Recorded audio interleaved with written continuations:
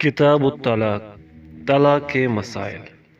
طلاق کا مطلب ہے چھوڑ دینا۔ اس میں چونکہ خاوند اپنی بیوی کو اپنی عقد نکاح سے آزاد کرتے ہوئے چھوڑ دیتا ہے، اس لیے اسے طلاق کہتے ہیں۔ زوجین کے مابین کسی وجہ سے اختلاف و ناچاکی ہو جانے اور انس و محبت قائم نہ رہنے کی بنا پر طلاق جیسی دلخراش صورت رونما ہوتی ہے۔ طلاق کا حق صرف مرد کو دیا گیا ہے۔ عورت اگر علیحدہ ہونا چاہے تو اس کے لیے خلا کے ذریعے ہی رخصت موجود ہے۔ عہد جاہلیت میں لوگوں نے طلاق کو اپنی بیوی کو اذیت دینے کا ذریعہ بنا رکھا تھا۔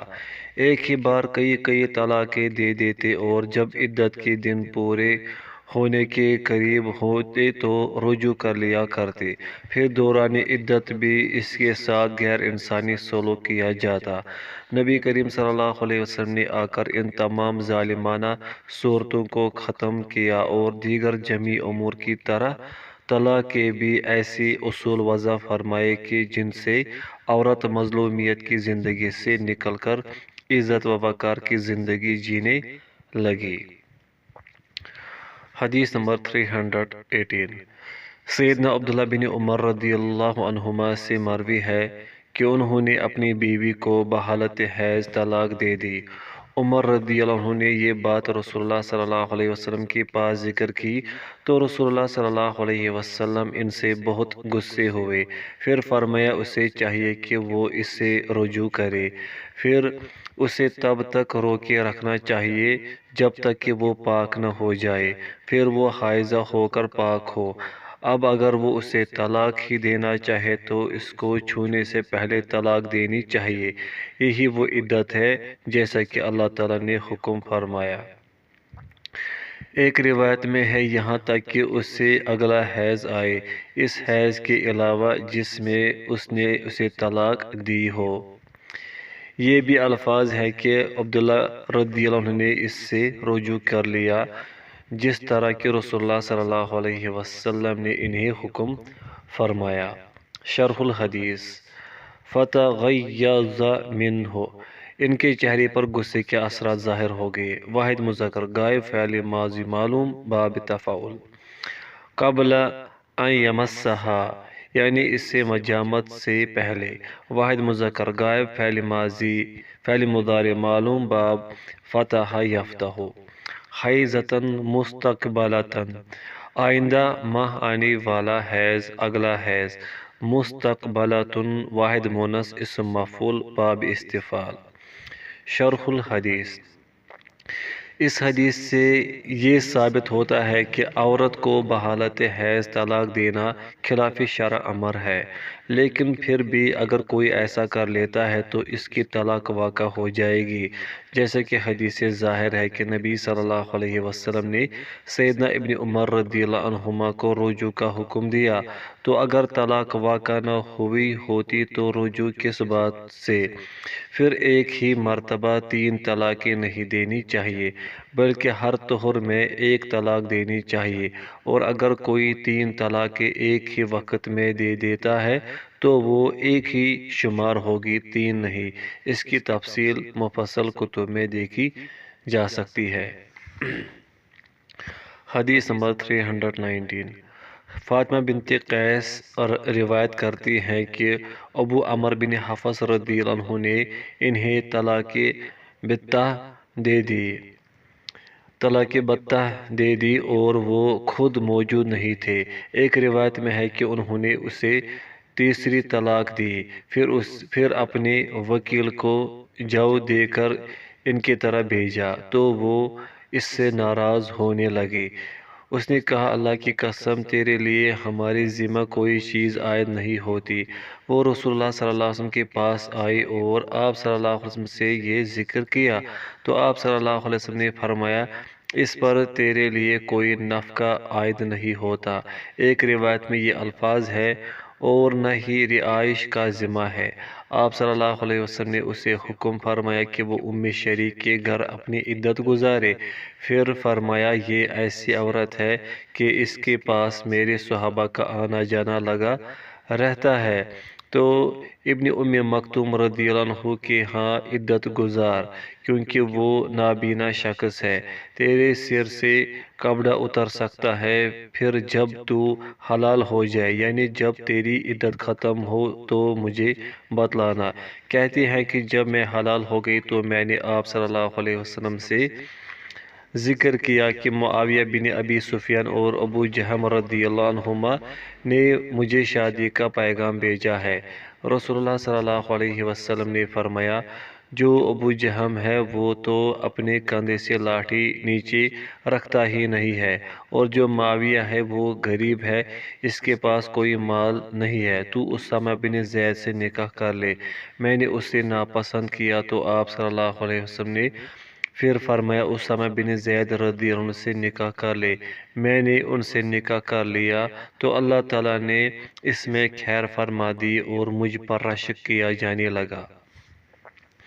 شرح المفردات: تعتدو اپنی عدت کی ایام گزارے، واحد مونس غائب فعل مضارع معلوم باب افتعال۔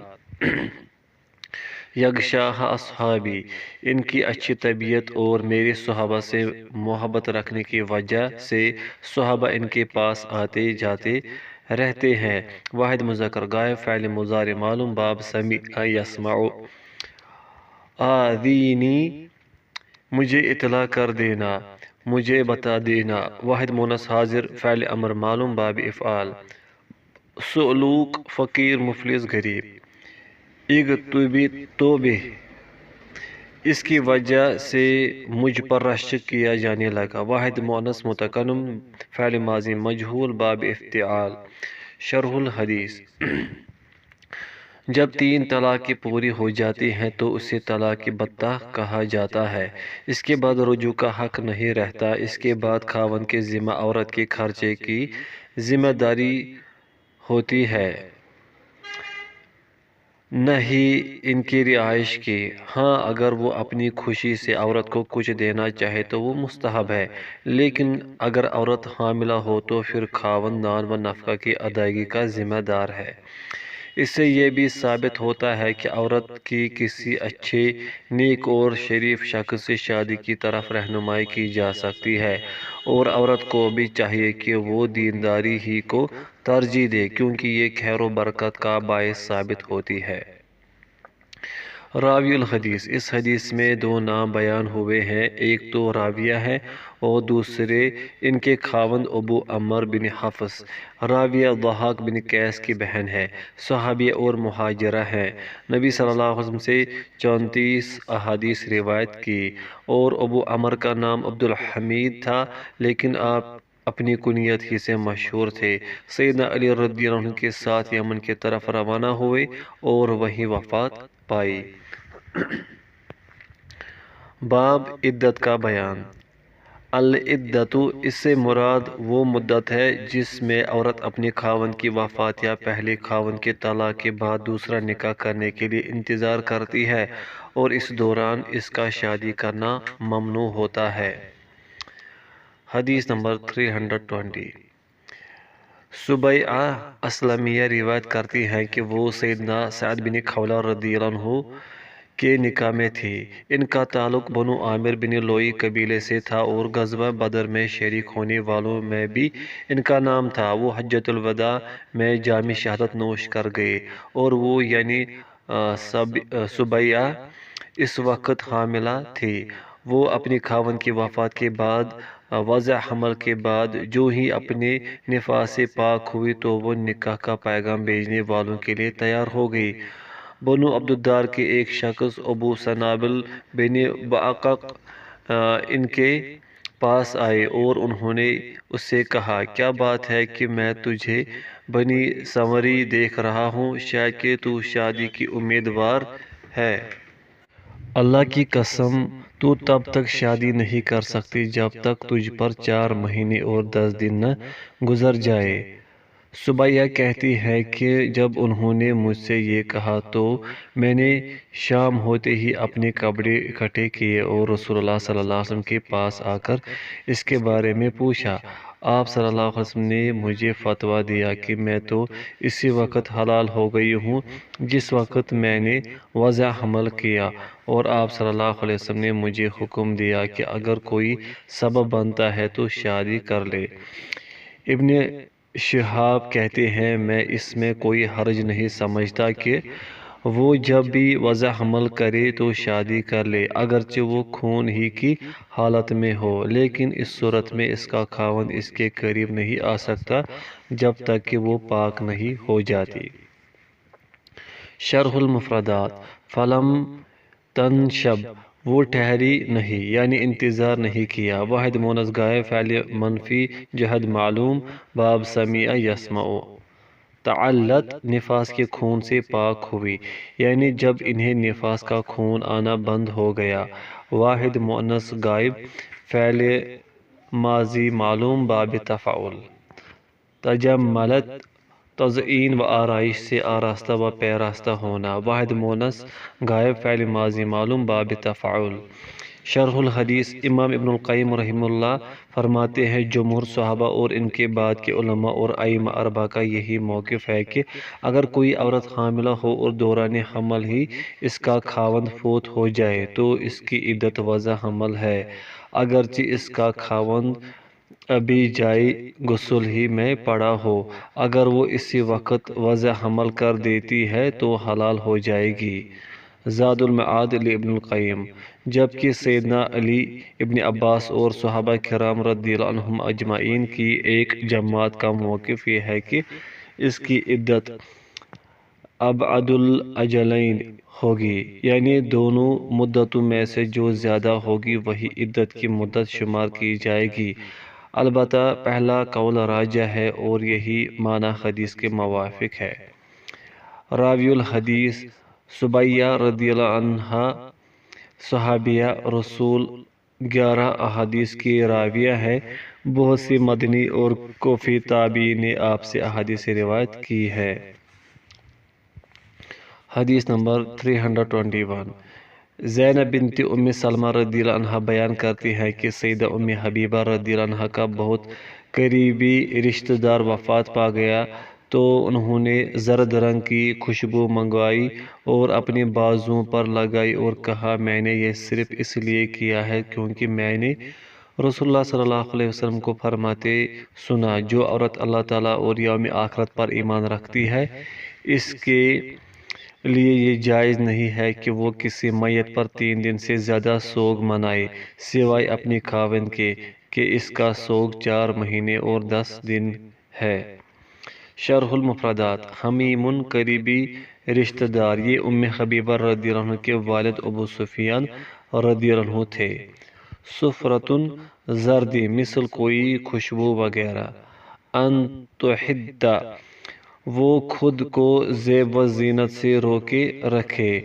واحد مونس غائب، فعل مضارع معلوم، باب افعال۔ شرح الحدیث: حافظ ابن حجر رحمہ اللہ نے اس حدیث سے خاوند کے علاوہ کسی اور رشتہ دار کی میت پر 3 دن یا اس سے کم سوگ کے جواز اور 3 دن سے زیادہ کی تحریم پر استدلال کیا ہے۔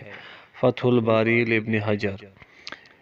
راویۃ الحدیث: زینب رضی اللہ عنہا ابو سلمہ عبداللہ بن عبدالاسد بن ہلال کی صاحبزادی تھی۔ نبی صلی اللہ علیہ وسلم کی ربیبہ سوتیلی بیٹی اور رضاعی بھتیجی تھی، اس لیے نبی صلی اللہ علیہ وسلم اور آپ کے والد ابو سلمہ کو سویبہ نے دودھ پلایا تھا۔ پہلے آپ کا نام برہ تھا تو رسول اللہ صلی اللہ علیہ وسلم نے بدل کر زینب رکھ دیا۔ 73 ہجری میں آپ کی وفات ہوئی۔ حدیث نمبر 322۔ سیدہ ام عطیہ رضی اللہ عنہا سے مروی ہے کہ رسول اللہ صلی اللہ علیہ وسلم نے فرمایا، کوئی عورت کسی میت پر 3 دن سے زیادہ سوگ نہیں کر سکتی مگر خاوند کی وفات پر 4 مہینے اور 10 دن کا سوگ کرے گی۔ نہ وہ رنگدار کپڑے پہنے گی سوائے سادہ کپڑوں کی، نہ وہ سرما لگائے گی اور نہ ہی خوشبو لگائے گی، مگر جب وہ پاک ہو جائے گی تو عود یا عطر کی تھوڑی سی مقدار لگا سکتی ہے۔ شرح المفردات: ثوباً مصبوغاً، ایسا کپڑا جسے زیبائش و آرائش کے لیے رنگ دیا گیا ہو۔ مصبوغ واحد مذکر اسم مفعول باب نصر ینصر۔ العصب، یہ سفید و سیاہ رنگ کا یمنی کپڑا تھا۔ النزبۃ، تھوڑی سی چیز، تھوڑا سا حصہ۔ القسط، یہ عود یا اس جیسی کوئی خوشبو ہے جو نفاس والی عورتیں لگاتی ہیں۔ الاظفار، یہ بھی خوشبو ہی کی ایک قسم ہے جو ناخن کے مشابہ ہوتی ہے۔ عطر اسود بھی کہا جاتا ہے۔ شرح الحدیث: بیوہ کے لیے مذکورہ امور کی ممانعت اس کے مکمل طور پر سوگ منانے کی غرض سے ہے اور یہ بعد از عدت ہی اس کے لیے حلال ہوں گی، البتہ اتنی سی رخصت دی گئی ہے کہ وہ پاک ہونے کے بعد حیض کی بدبو رفع کرنے کے لیے وہ مذکورہ قسم کی خوشبو کا استعمال کر سکتی ہے۔ حدیث نمبر 323۔ ام سلمہ رضی اللہ عنہا بیان کرتی ہیں کہ ایک عورت رسول اللہ صلی اللہ علیہ وسلم کے پاس آئی اور اس نے کہا، اے اللہ کے رسول، میری بیٹی کا خاوند فوت ہو گیا ہے اور اس کی آنکھیں خراب ہو گئی ہیں، کیا ہم اسے سرما لگا دیں؟ تو رسول اللہ صلی اللہ علیہ وسلم نے فرمایا، نہیں، 2 یا 3 مرتبہ۔ پھر فرمایا، اس کی عدت تو 4 مہینے اور 10 دن ہے۔ دور جاہلیت میں تو تم 1 سال سوگ مناتی تھی اور سال ختم ہونے پر اونٹ کی مینگنی پھینکتی تھے۔ سیدہ زینب رضی اللہ عنہ فرماتی ہیں کہ دور جاہلیت میں جب عورت کا خاوند فوت ہو جاتا تو وہ چھوٹے سے کمرے میں داخل ہو جاتی، گندے کپڑے پہن لیا کرتی، نہ خوشبو لگاتی اور نہ ہی کسی اور چیز کو چھوتی، یہاں تک کہ اسی حالت میں سال گزر جاتا۔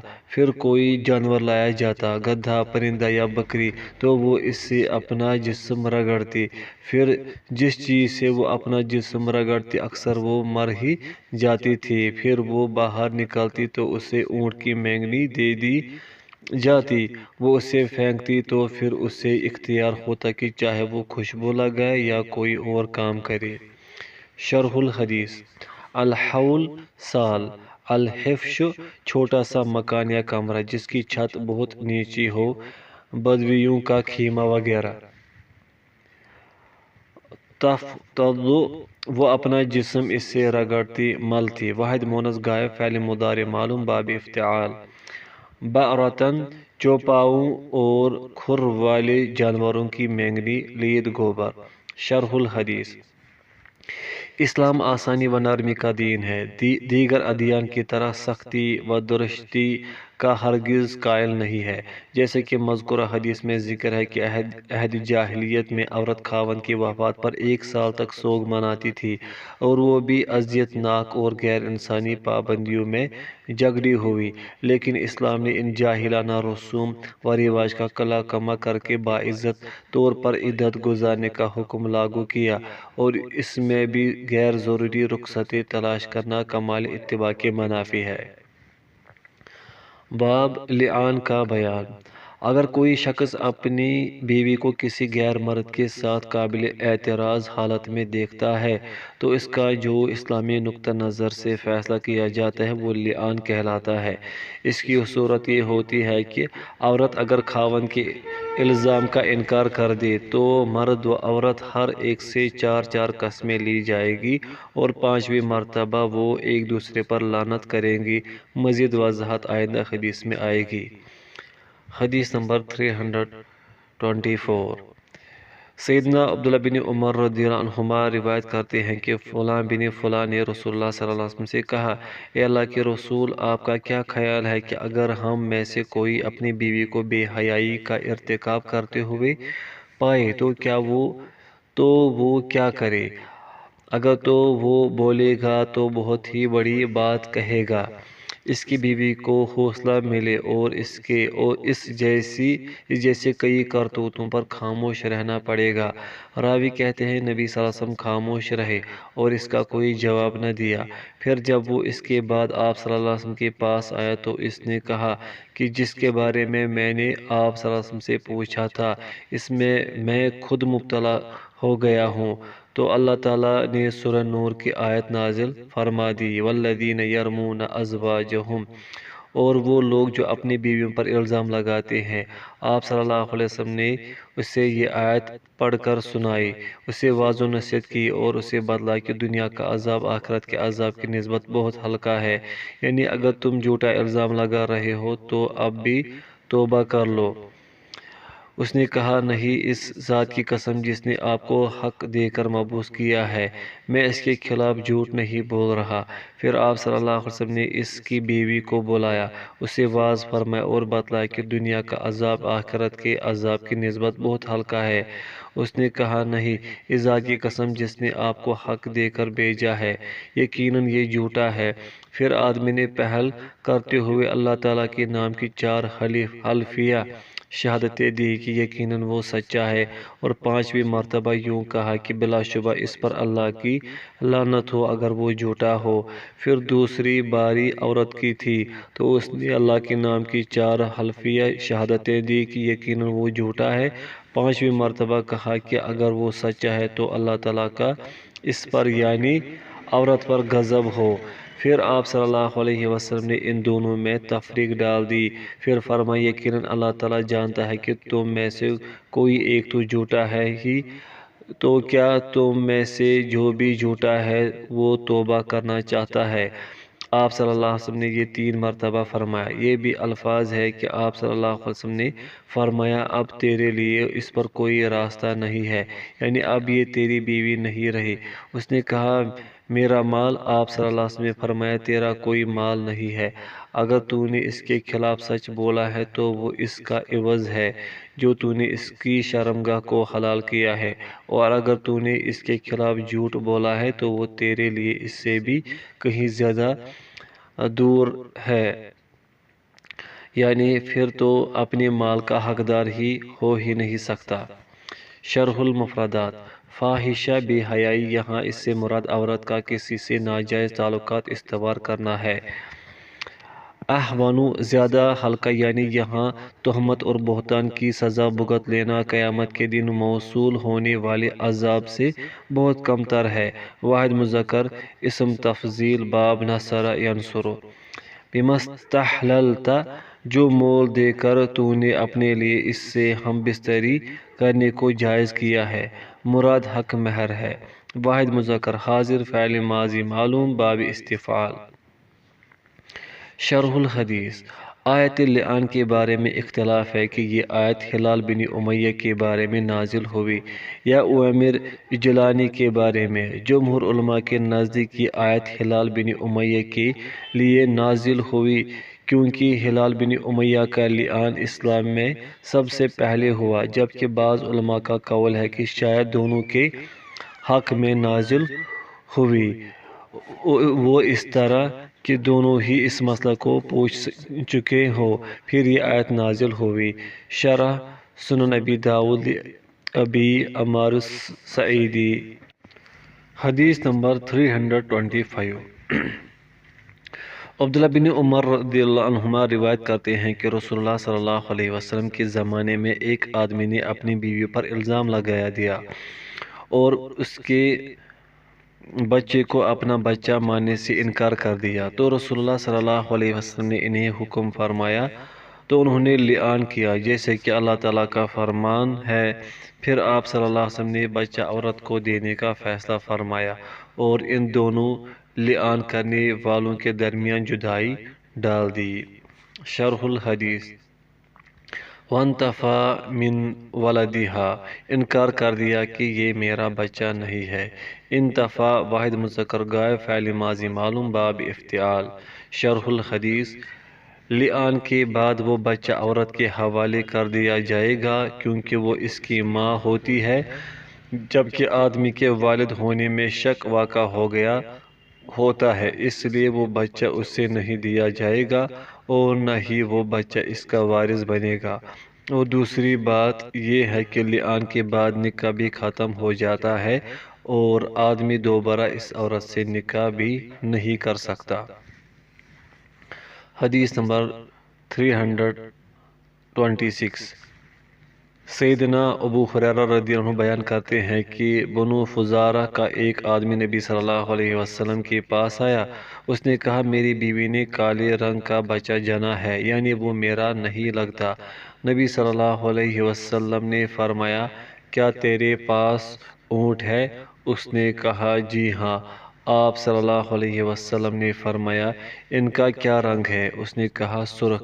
آپ صلی اللہ علیہ وسلم نے فرمایا کیا ان میں سیاہی مائل رنگت کا بھی کوئی ہے؟ اس نے کہا جی ہاں، ان میں سیاہی مائل بھی ہے۔ آپ صلی اللہ علیہ وسلم نے فرمایا تو وہ کہاں سے آیا؟ اس نے کہا ممکن ہے اس کو کسی رگ نے کھینچ لیا ہو۔ آپ صلی اللہ علیہ وسلم نے فرمایا تو اس کو بھی ممکن ہے کسی رگ نے کھینچ لیا ہو۔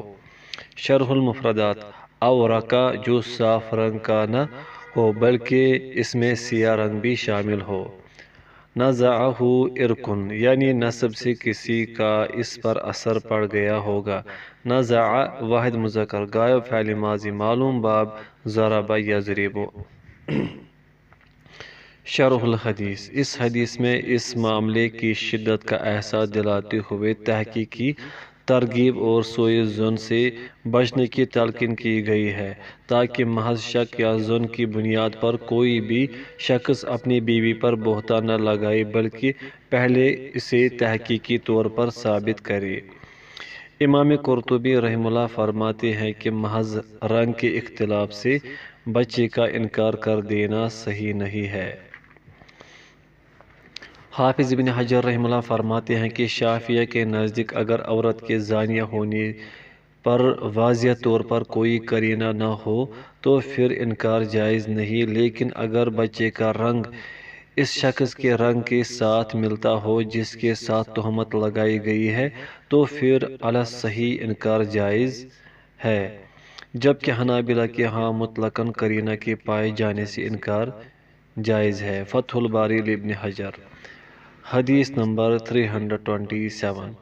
سیدہ عائشہ رضی اللہ عنہا بیان کرتی ہیں کہ سعد بن ابی وقاص اور عبد بن زمعہ رضی اللہ عنہما ایک بچے کے بارے میں جھگڑ پڑے۔ سعد رضی اللہ عنہ نے کہا اے اللہ کے رسول، یہ لڑکا میرے بھائی عتبہ بن ابی وقاص کا بیٹا ہے، اس نے مجھے بتا رکھا تھا کہ یہ اس کا بیٹا ہے، اس کی مشابہت کو ہی دیکھ لیجئے۔ عبد بن زمعہ رضی اللہ عنہ بولے اے اللہ کے رسول، یہ میرا بھائی ہے، یہ میرے باپ کے بستر پہ اس کی لونڈی کے پیٹ سے پیدا ہوا ہے۔ رسول اللہ صلی اللہ علیہ وسلم نے اس کی شباہت کو دیکھا تو اسے واضح طور پر عتبہ رضی اللہ عنہ کی مشابہ پایا، تو آپ صلی اللہ علیہ وسلم نے فرمایا کہ یہ تیرا ہی ہے۔ پھر فرمایا اے عبد، لڑکا اسی کا ہوتا ہے جس کے بستر پہ پیدا ہو اور زانی کے لیے پتھر ہے، اور اسے سودا بنت زمعہ تو اس سے پردہ کیا کر۔ پھر اس نے سودا رضی اللہ عنہ کو کبھی نہیں دیکھا۔ شرح المفردات، ولیدتہ اس کی لونڈی، للعاہر الحجر زانی کے لیے پتھر ہے، اس سے مراد ہے کہ اسے سنگسار کیا جائے گا۔ العاہر واحد مذکر اسم فاعل با فتح یفتح۔ شرح الحدیث، نبی صلی اللہ علیہ وسلم نے بچے کی عتبہ کے ساتھ واضح مشابہت دیکھنے کے باوجود بھی شریعت کے قاعدہ الولد للفراش کے تحت بچہ عبد بن زمعہ کے حوالے کر دیا۔ ام المومنین سودا رضی اللہ عنہا کو اس سے پردہ کرنے کا حکم فرمایا، حالانکہ اس اعتبار سے وہ اس کی بہن لگتی تھی۔ الحجر کا ایک معنی پتھر کیا گیا ہے، یعنی اسے رجم کیا جائے گا، اور دوسرا معنی محروم کیا گیا ہے، یعنی وہ بچے سے محروم رہے گا، بچہ اسے نہیں ملے گا۔ حدیث نمبر 328۔ سیدہ عائشہ رضی اللہ عنہا بیان کرتی ہیں کہ رسول اللہ صلی اللہ علیہ وسلم خوش ہوتے ہوئے میرے پاس تشریف لائے۔